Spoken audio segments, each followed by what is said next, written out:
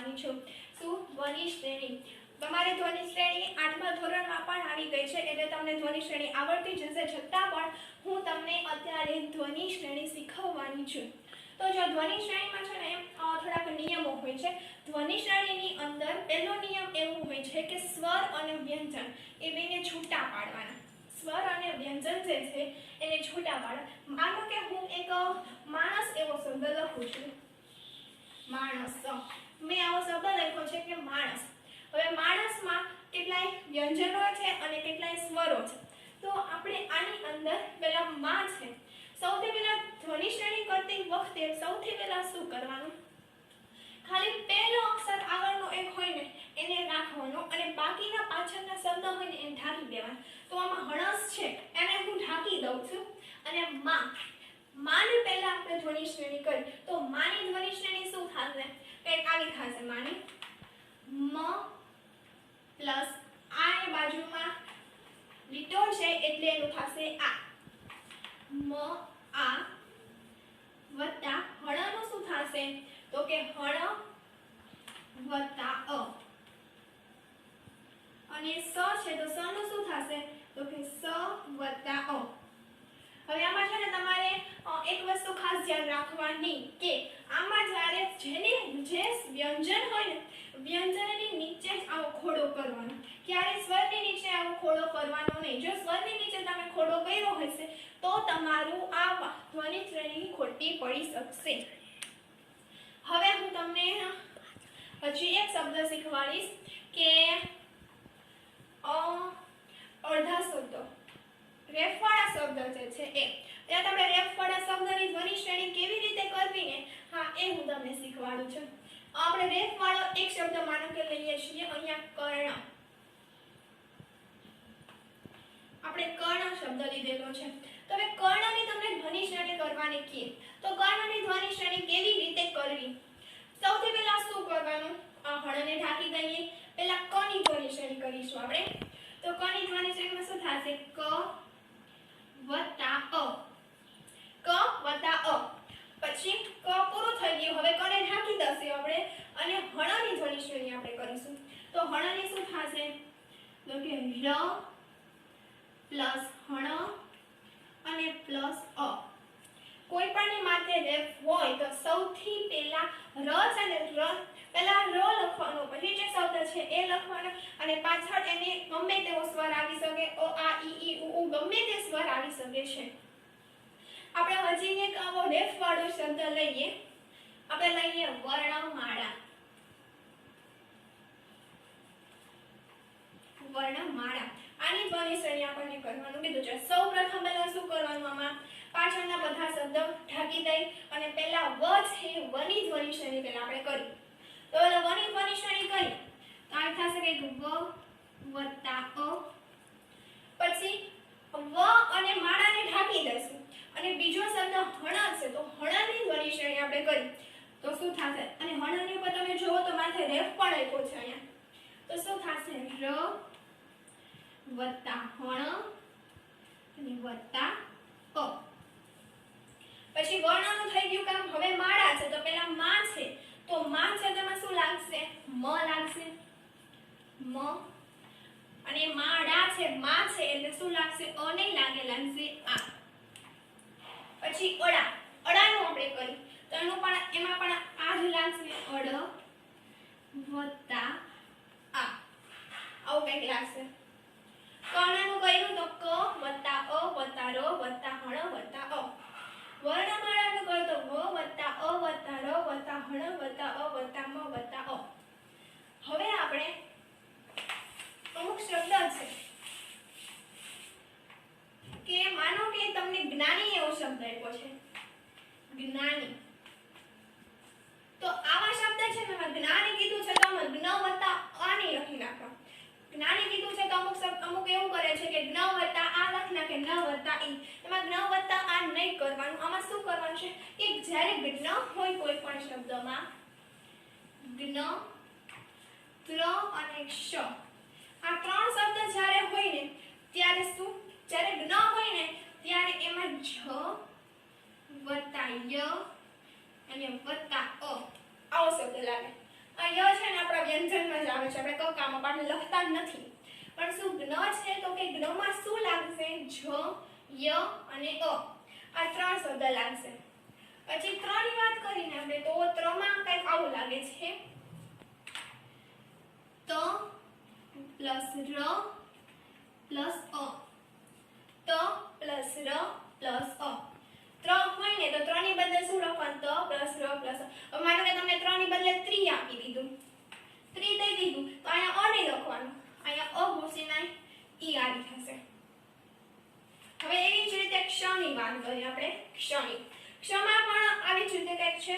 ક્ષમા છે ને આવું થશે, ક પ્લસ શ અને પ્લસ અ, આવું કંઈક થશે. ક પ્લસ શ પ્લસ અ. ક શ અને આપણે જો તમે આ શ ની બદલે કોઈ બીજો શ મૂકી દો ને તો એ નહીં ચાલે, એટલે ફરજિયાત આ જ મૂકવા. હવે માનો કે આમાં એમ કીધું છે કે ક્ષ ની બદલે તમને શું આપ્યું છે વાક્યમાં, તો આમાં અ ની બદલે શું લાગી જશે? ઉ લાગી જશે. બાકી આ સિમ્પલ છે. હવે જો આમાં મેં તમને જ્ઞાની, જ્ઞાની એવો એક શબ્દ કીધો છે, તો જ્ઞાની એવો શબ્દ કીધો તો આમાં શું લાગશે આપણે જોઈએ. સૌથી પહેલા જ્ઞાન કરીશું, તો જ્ઞાન, તો આમાં શું આવશે? જ વત્તા ય વત્તા આ. આને જ્ઞા છે, બાજુમાં લીટો છે, જ્ઞની બાજુમાં, એટલે જ વત્તા ય વત્તા આ. હવે આપણે ની નું કર્યું, તો એનું તો આપણને આવડે જ છે, ન વત્તા ઈ. સમજાણું? એવી રીતે આપણે એક ત્રિનું વાક્ય લઈએ, ત્રિલોક. ત્રિલોક, આપણે ત્રિ માટે એવું કંઈક વાક્ય લીધું છે, ત્રિલોક. તો ત્રિમાં શું લાગશે? પહેલા તો મેં તમને હમણાં જ શીખવાડ્યું કે જો આમાં દીર્ઘાય હોય, રસ્વાય હોય તો એ પાછળ અ નહીં લાગે, પણ શું લાગશે? ઈ લાગશે. તો 3 નું કરીશું આપણે. તો પહેલા 3 નું શું થશે? તો કે ત વત્તા ર વત્તા ઈ. હવે લોકમાં લો નું કરીશું આપણે, લો નું. તેનું શું થશે? લ પ્લસ ઓ પ્લસ ક. આમાં પાછળ અ નહીં લાગે, કારણ કે જો ત્રિલોક તમે બોલો છો પાછળ અ લાગે છે, તમે બોલીને જ એક વખત જોઈ શકો છો, ત્રિલોક. હવે મેં તમને આટલા શબ્દો શીખવાડ્યા, તો હવે હું તમને આ જે શબ્દ શીખવાડ્યા છે ને એ હું લખું છું, જેટલા શબ્દો મેં શીખવાડ્યા છે તે, અને સામે એનું આપણે ધ્વનિ શ્રેણી કરીશું. તો પહેલા તો મેં તમને અડધા શબ્દ શીખવાડ્યા, તો અડધા શબ્દમાંથી આપણે એક શબ્દ લઈશું, પદ્ધતિ. પદ્ધતિ, બરાબર.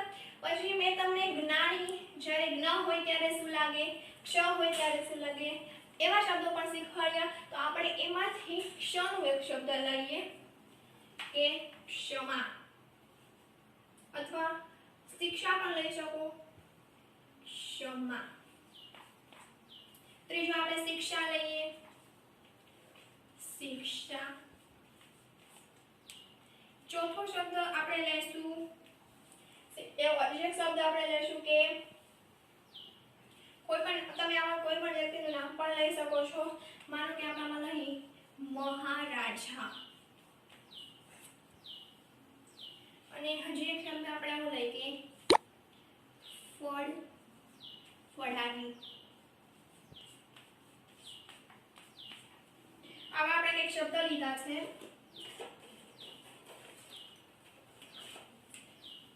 પેલા આપણે પદ્ધતિનું કરીશું. પદ્ધતિનું કરીશું ને તમે પ થી શરૂઆત કરી, તો હવે પ વત્તા અ વત્તા અડધો ધ છે. અહીંયા અડધો ધ છે એટલે શું આપણે આખો ધ લખીશું, ધ પાછળ અ લખવાનું નથી. પછી જો આના પછી આખો ધ છે તો આપણે ધ, પણ આની પાછળ આપણે અ લખીશું વત્તા અ. પછી તી કીધું છે તો શું આવશે? ત વત્તા ઈ. પ, પેલા પ નું છે પ પ્લસ અ. આ અડધા ધ નું ખાલી આખો ધ, નીચે ખોડો છે, આખા ધ નું ધ વત્તા અ, અને તી નું ત પ્લસ ઈ. એવી રીતે આપણે ક્ષમા કરી. ક્ષમા, તો ક્ષમાં મેં તમને હમણાં શીખવાડ્યું કે ક્ષ હોય ત્યારે શું લાગે તો કે ક વત્તા શ અને વત્તા અ, ક વત્તા શ વત્તા અ. માનું કર્યું તો મામાં શું લાગશે તો કે મ વત્તા આ. અ ને લાગે ક્ષ મ હોત તો આ લાગે પણ આ તો ક્ષ માં છે એટલે આમાં લાગશે નહીં. હવે આપણે શિક્ષાનું કર્યું. પહેલા તો શી છે તો શું લાગશે શ વત્તા કયો ઈ લાગશે આ ઈ લાગશે કારણ કે દીર્ઘાય છે વત્તા ક્ષા તો ક્ષામાં શું લાગશે ક પ્લસ શ અને પ્લસ આ લાગે છે કારણ કે ક્ષાની બાજુમાં લીધો છે. હવે આપણે મહારાજાનું કરી છે તો મહારાજામાં સૌથી પહેલા આપણે મનું કરવાનું. મનું કરે તો મનું શું આવે તો કે મ વત્તા અ. મહારાજા તો હા છે તો હાનું શું થશે તો કે હ વત્તા અ. રાજામાં છે રા તો રાનું શું થશે ર પ્લસ આ. ચાલો ભાઈ તો જામાં શું થશે છ વત્તા આ. હવે છેલ્લો એવો શબ્દ છે ફળફળાદી. ફળફળાદી એમાં ફળફળાદીમાં સૌથી પહેલો અક્ષર તમે જોતા હોય તો પહેલો છે ફ. ફળફળાદીમાં પહેલો શબ્દ છે ફ તો આપણે કરીએ તો કંઈક આવું થાય ફ વત્તા અ વત્તા અળ છે તો અળનું આવું થશે કંઈક અળ વત્તા અ. પાછો ફ આવ્યો તો એમ લખીએ ફ વત્તા અ. પાછો અડા આ વખતે અડા છે એમાં અડ વત્તા અ નહીં થાય અડ વત્તા આ થશે. અને છેલ્લો શબ્દ છે દી તેમાં આવું થશે દ વત્તા ઈ.